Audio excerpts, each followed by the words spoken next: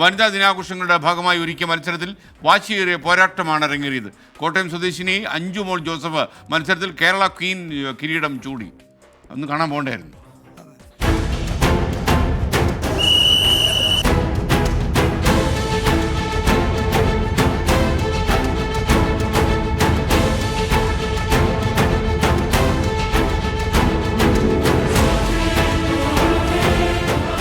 കാണികൾക്ക് ആവേശക്കാഴ്ചയൊരുക്കുന്നതായിരുന്നു ലുലു മാളിലെ ഗാട്ട ഗുസ്തി മത്സരം.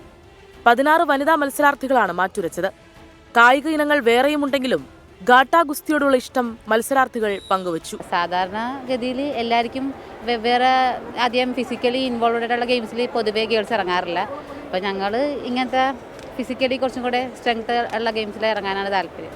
അപ്പോൾ പിന്നെ റെസ്ലിംഗ് തന്നെയാണ് അതിന് ബെറ്ററായിട്ട് തോന്നിയത്. അതുകൊണ്ട് അതിൽ ഇറങ്ങിയത്. വനിതാ ദിനാഘോഷങ്ങളുടെ ഭാഗമായി കേരള ഗാട്ട ഗുസ്തി അസോസിയേഷനും കൊച്ചി ലുലു മാളും ഡിമാക്സ് എന്നിവയുമായി സഹകരിച്ചാണ് മത്സരം സംഘടിപ്പിച്ചത്. സ്ത്രീകൾക്ക് വേണ്ടി ഒരു 10 കൊല്ലം മുൻപാണ് ഇവിടെ ഗാട്ട ഗുസ്തി മത്സരം കൊച്ചിയിൽ നടക്കാറുണ്ട്.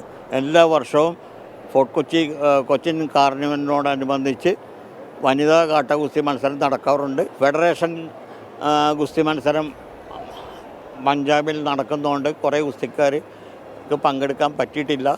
ഗുസ്തി മത്സരത്തിൽ കേരള ക്വീനായി കോട്ടയം സ്വദേശി അഞ്ജുമോൾ ജോസഫ് തെരഞ്ഞെടുക്കപ്പെട്ടു.